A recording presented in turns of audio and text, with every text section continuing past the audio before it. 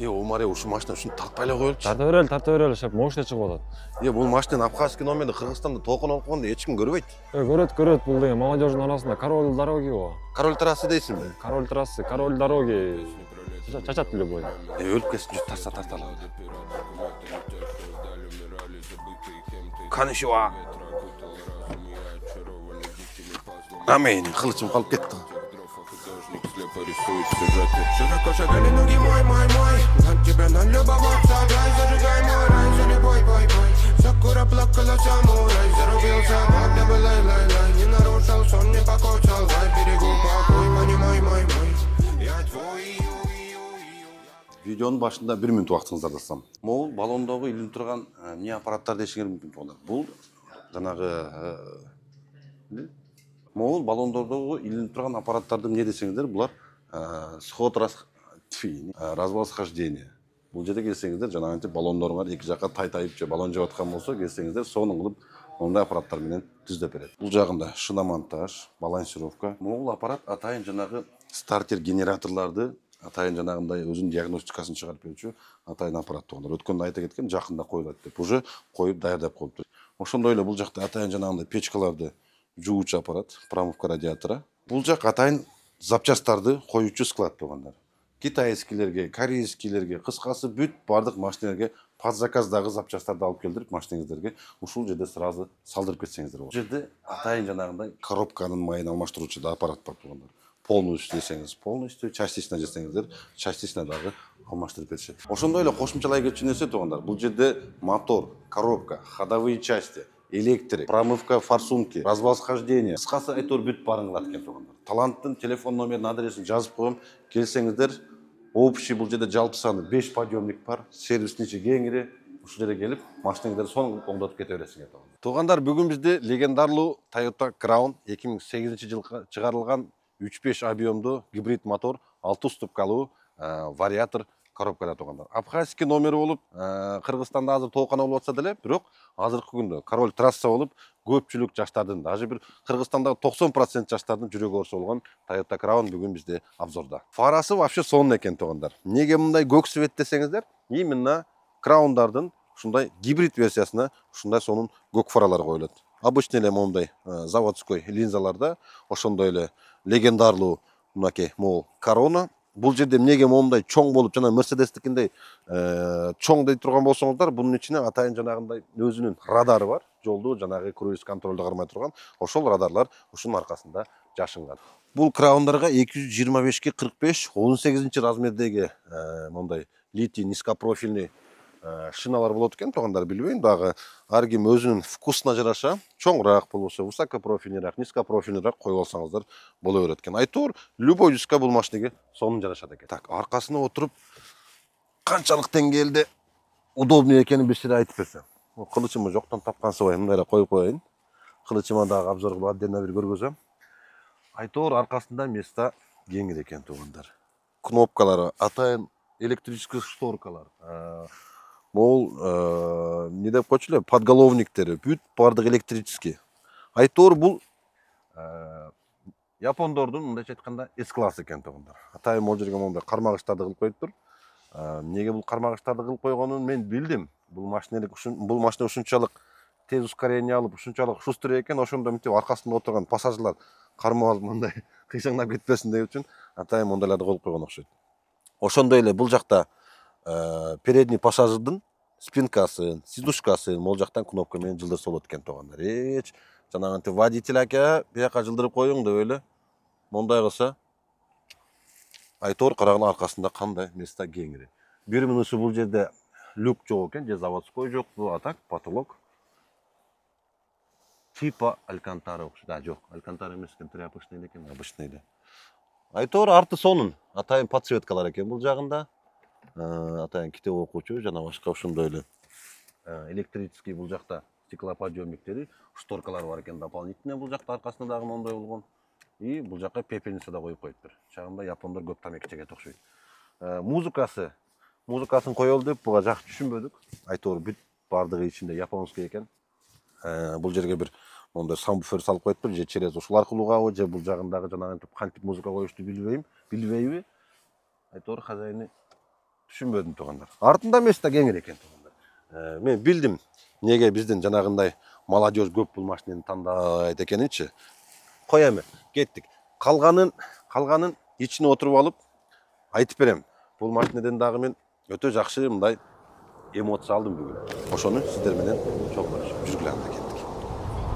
雨にも負けず、雨にも負けず、風にも負けず、雪にも夏の暑さにも負けぬ丈夫な体を持ち、欲はなく決して怒らず、いつも静かに笑っている。あらゆることを自分を感情に入れず、よく見聞きしばかり。 Бирок машина ушунчалык мягкий болот экен. Гибрид болгон үчүн кээ бир учурда жанагынтип үнү чыкпай калган моментте бир кызыктай ощущение болот экенсиң. Кулак мурдуң бүткөнсүп, жана бизде тоо ташка чыкканда жанагынтип кулак мурдуң бүтүп калат го. Ошондой болот экенсиң. Автоматически өзү жанагынтип какой-то бир скоростька чыкканда блокировка двери автоматически иштейт экен. Анысы өтө жакшы. Бир нерсени айткым келди. Биздин могул Мерседестердин күйөрмандары бир аз жанагындай предательрак же болбосо жанагындай Мерседеске жакшы неме кылбайсыңарбы? Эми в любом случае ар ким жанагынтип өзүнүн сүйгөн машинесин мындай балет этип алыш керек беле деген ой болду. Өткөндө BMW-ны тарттык, эми BMW-нын фанаттары укмуш экенсиңер. Базар жок. Ошончалык BMW сыйла деп BMW-ны мактап чактап өтө жакшы поддержка көрсөттүңөр. Жанагы Mercedes 5.5-ти тартканда өтө мындай кайдыгер карап койду Mercedes-тин фанаттары. Хоть кандай жылы кандай болсун, кандай немеде болсун, легенда машиналарды все равно колдош керек беле деген ой болду да. Бул жерде мультирул бар экен. Атайын звуктарын көбөйтүп азайтуучу, телефонду ала турган, управление голосовой бар экен. Бул жакта круиз контроль, адаптивный круиз контроль да бар экен бунда. Айтор комплектациясы жакшы экен. Несі жаман? Правый руль. Бирок эми ар кимдин вкусу ар кандай, правый рульдүн деле жана көнүп калгандары жакшы. Негедир мен правый рульга отурганда,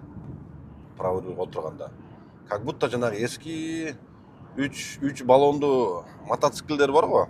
Ошондо кетип аткандай ощущение боло берет да, как будто мен өзүм жалгыз, бул жакта эч ким көрүнбөй аткандай эле ощущение боло берет туугандар. Мультимедиаларына келсек, бул жакта бүт бардыгы автоматташтырылганда экен. Бүт бардыгы еще японский языкта экен. Бүгүн монтип жанагы кимонону кийип, монтип катаналарды алып алганым дагы бирден бир себеби ушул болду туугандар. Сиздерге бир аз болсо дагы тамаша аралаштырып бүгүнкү обзорду көрсөтөлү деп чечкенбиз. Задний привод болгон үчүн кышында айдаш өтө неудобный экен. Бир аз эле бир повороттон чыгып эле бир аз газ тепсең, сразу эле көтүн таштап бир жака алып кирип кетет экен туугандар. Бул жерде дагы постоянно эмнегедир неме болуп жанып жүрөт. Ол антизаносу жанып жүрөт. Же буну атайын өчүрүп койгонбу, биз өчүрө албай койдук. Ошон үчүн бир аз бүгүн абайлап машинени айдап жүрөбүз. Бул жагына келсек, память сиденья бар экен, эки положенияда. Блокировка, разблокировка двери, 4 стеклоподъемниктен бүт бардыгы электрический, күзгүлөрүнөн бери бүт бардыгы электрический, арткы күзгүлөрү. Бул жактан спинкаларын неме кылса болот экен. Арткы спинкаларын дагы бул жактан башкарса болот экен. Арканкы шторкаларын ушул жерден түшүрүп башкарса болот экен. Өтө удобный экен, анысы дагы аркасынан көрүнүп атат. Ошондой эле бул жерде печкасы. Бул жерде жана бүт бардыгын автоматка басып койгондо мен бир да машинада мындай көрбөдүм эле. Даже жада калса бул жерде воздуховоддору дагы электрический бул жака воздухту направлять этип турат экен туугандар.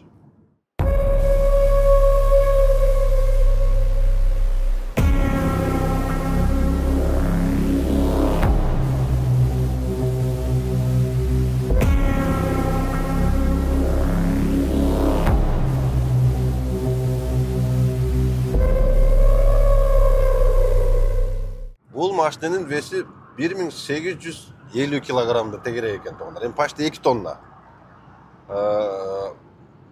Общий лошадиный силасы где-то бир 300 аттын күчү менен экен, гибрид менен кошулганда, кошулган эмес, анын точносын билбедим туугандар. Бирок 5-5 зайчиктерди, 3-5 камрилерди просто жолдо калтырат экен. Муну хозяин да айтты, көп жолу гонкага коюп көрдүм. Нургазы, камри 3-5тер, 5-5 мерседестер дейт, просто жанында отдыхает дейт. Биз му шток прибору дагы өтө жакты мага. Несі минус, бұл японский жазуларды как-нибудь русификациялаш керек екен деп қойдым да. Эми эски машинада, конечно, менеп жүрө берсе болот. Могул жерден спортун включать этет экен, атайын бир кнопка бар экен. Красный болгондо эле болду экен да? Всё. Автоматический коробкада экен бул машина. Мон кеткен карап. Коку, ей.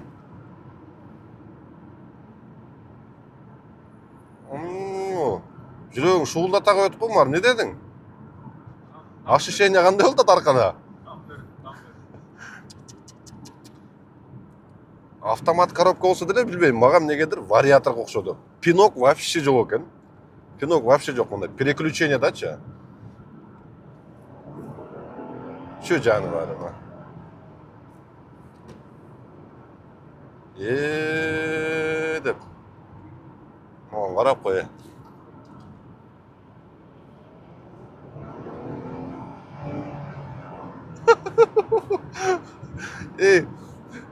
Беш-беш отдыхает экен, действительно. Мынчалык шустырып болот деп ойлободум эле. Действительно, биздин Кыргызстандагы балдар ооруганчалык эле бар экен деп койдум да. Мунун ичинде комфорт десең комфорт, разгон десең разгон. Вообще классно, чисто молодежный машина турбайбы булчу. Бул жагында подогрев сиденья бар экен. Бул жакта атайын крутилка экен, бирок кнопка эмес. Мондай кылып койсо, ылдый кылсаң муздак кылат экен, жогору кылсаң ысык кылат экен. Ошо баятан бери эле жан башым жылып эле жыргап атам деп коем. Бул жакта кассета салынабы, диск салынабы. Кичинекей эле диск окшойт деп калдым, бирок атайын японский диск окшойт, өздөрүнө окшогон кичинекей. Бул жактабы? Всё. Астына дагы бир диск түшөт окшойт. Кичинекей, жанагындай кичинекей дисктер бар го. Ошондойдон дагы бирөө түшөт окшойт. Кыскасы мультимедиа тиги бу диск салып алып музыка угам десеңиздер, бул жагында атайын могул тартманын ичинде бүт бардыгы жашырылган экен туугандар. Ошондой эле бул жакта антизаностун өчүрүүчү кнопкасы, бирок бизде эмнегедир өчпөй атат, спортту переключать этчү кнопкасы и бул жагында эко режими бар экен, эко режим. Могул жерде жаман катта авария болуп тура, Ёлки, мо машинанын асты жок го, мо Kia эмне? Optima'бы? Kia Optima'нын вообще асты жок го. Camry менен Rio'бы? Этият болуш керек туугандар. Жол таза болсо деле, кээбиклер жанагынтип байкабай чыга калат, дагы бир нерсе бола калат. Же бирөөнүн бир нерсеси бузулуп, жолдун четине чыгып кетет дегендей. Москвада движение көп үчүн biraz опасныйраак. Тем более могул Калужское шоссе скоростнойда, бул жерде катуураак жүрүшөт. Ошондуктан жолдо жүргөндө өтө этият болот туугандар. Эми эмне дейм туугандар? Эгерде документи жакшы болсо, азыркы молодежьго советую да, чисто. Динамика десеңер, динамика, удобство десеңер, удобство. Акчасына прям жараша да. Азыркы молодежьдун акчалары прям мен билип турам да, ушул краунга ылайык акчаларды жыйнап алышат дагы, ушул машинени алсамбы, же эмне кылсам, документи эмне болот, тияк буяк дей беришет. Эгерде документи жакшы болсо, алып минсеңиздер болот туугандар. Бул краунда удобство десеңиздер, удобство. Карагалачы могу ушунчалык богатый комплектацияда болот экен. Любой жерге мондай. Башкача кирип барасыңар да, муну минип алсаңар Кыргызстандачы. Правый руль эле болсо, билбейм мен Кыргызстанда правый рульдү жакшы эле карайт го. Мен бул жерде көптөн бери жана левый рульга отурган үчүн, могу правый рульда бир аз жатыркап, бир башкачараак болуп атам. Бирок көнүп кеттим тез эле. Мынчалык тез көнөмдү ойлободум эле. Аралайт экен прямчы. Могу деп турат экен машинечи, могу. Только газды теп, любой жакка алып кирем дейт экен да. Этият болгула бирок туугандар, каттуу айдабагыла. Азыркы рыночный ценасы